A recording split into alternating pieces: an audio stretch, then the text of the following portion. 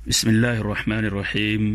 الحمد لله رب العالمين، والصلاة والسلام على أشرف الأنبياء والمرسلين نبينا محمد وعلى آله وصحبه أجمعين، أما بعد. السلام علیکم ورحمۃ اللہ وبرکاتہ.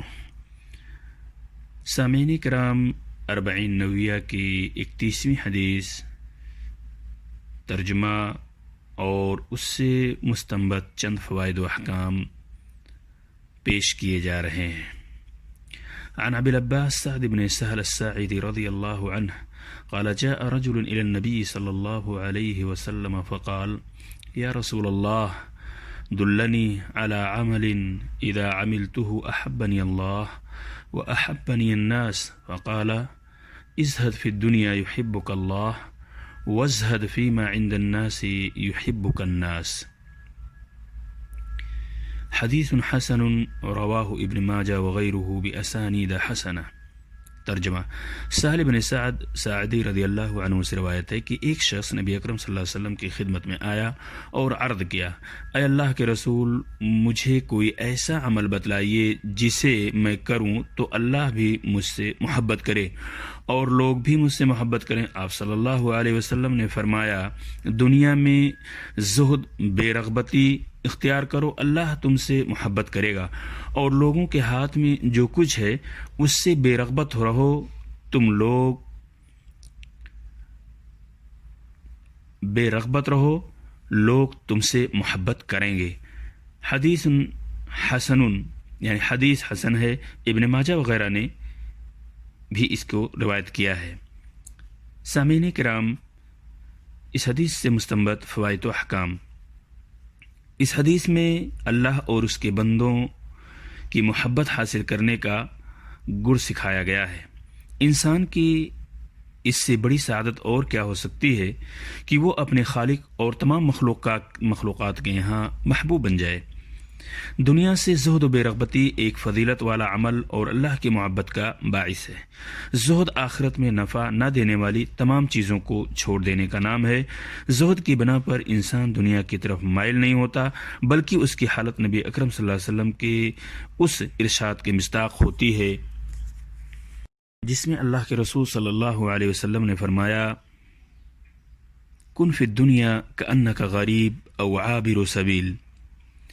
دنیا میں اس طرح رہو جیسے کوئی پردیسی یا راہ گزار.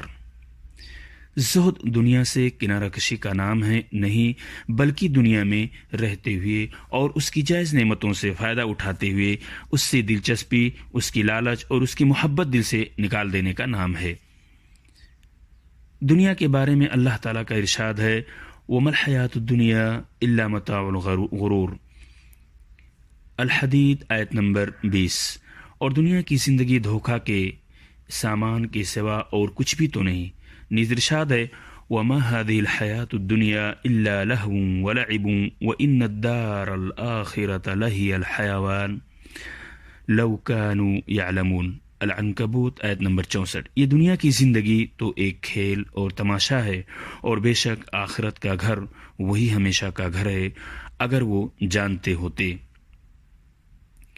دنیا کی عیش و راحت کے لیے بعض لوگ حلال و حرام کی تمیز نہیں کرتے، جبکہ آخرت کی سزا کے مقابلے میں دنیا کی عیش و راحت کی کوئی حقیقت نہیں ہے. رسول اکرم صلی اللہ علیہ وسلم نے فرمایا، بروز قیامت جہنمیوں میں سے ایک ایسے شخص کو لایا جائے گا جو دنیا میں سب سے زیادہ خوشحال رہا ہوگا. اسے جہنم میں ایک غوطہ دے کر پوچھا جائے گا، اے ابن آدم، کیا تو نے کبھی راحت دیکھی؟ کیا کبھی تجھ پر خوشحالی کا دور گزرا؟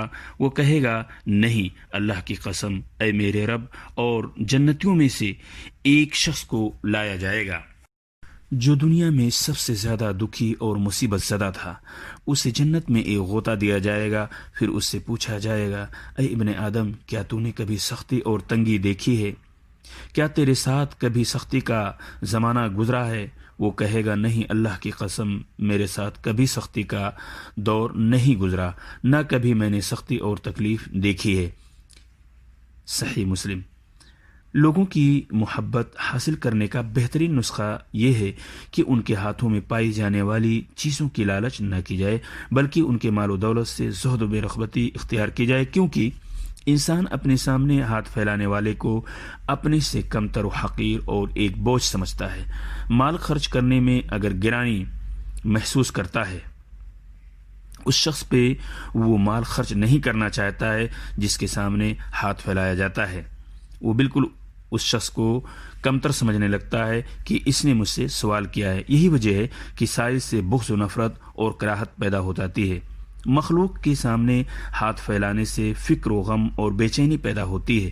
اس کے برخلاف اگر بندہ بندوں سے بے نیاز ہو کر اپنی ساری امیدیں اللہ سے وابستہ کر دے، اسی پر اعتماد و توکل کرے، اسی سے اپنی مرادیں مانگے، کیونکہ اس کے فضل و کرم کا دروازہ ہر وقت کھلا رہتا ہے، تو اس سے جہاں اس کے قلب و روح کو اطمینان و سکون نصیب ہوگا، وہیں اللہ تبارک تعالیٰ اس کے لیے ہر مشکل کو آسان کر دے گا، ہر دشواری کو سہولت میں بدل دے گا، اس کو ایسی جگہوں سے رزق عطا فرمائے گا جو اس کے وہم و گمان میں بھی نہ ہوگا، اس کے بارے میں اس کے سارے غم دور کر دے گا اور اسے ایسی قابل رشک آزادی عطا فرمائے گا جس سے بڑھ کر دنیا کی کوئی اور چیز نہیں ہو سکتی۔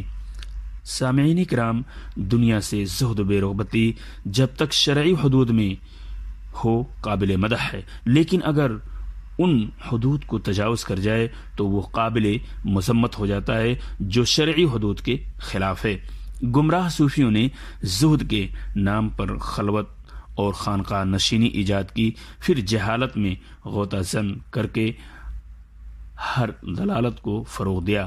لہذا افراط و تفریط سے خبردار رہنا نہایت اہم ہے۔ کچھ لوگوں نے حلال کمانے، شادی بیاہ کرنے، اولاد کی تعلیم و تربیت میں مشغول ہونے اور علم حاصل کرنے کو بھی دنیا داری سمجھ لیا ہے، حالانکہ ان امور کا اسلامی شریعت میں حکم دیا گیا ہے اور انہی امور پر اسلامی تمدن قائم و برقرار ہے۔ سامعین کرام، امید ہے کہ ہم نے اور آپ نے اس حدیث سے استفادہ کیا ہوگا۔ تب تک 32ویں حدیث کے لیے انشاءاللہ اجازت دیجیے۔ السلام علیکم ورحمۃ اللہ وبرکاتہ۔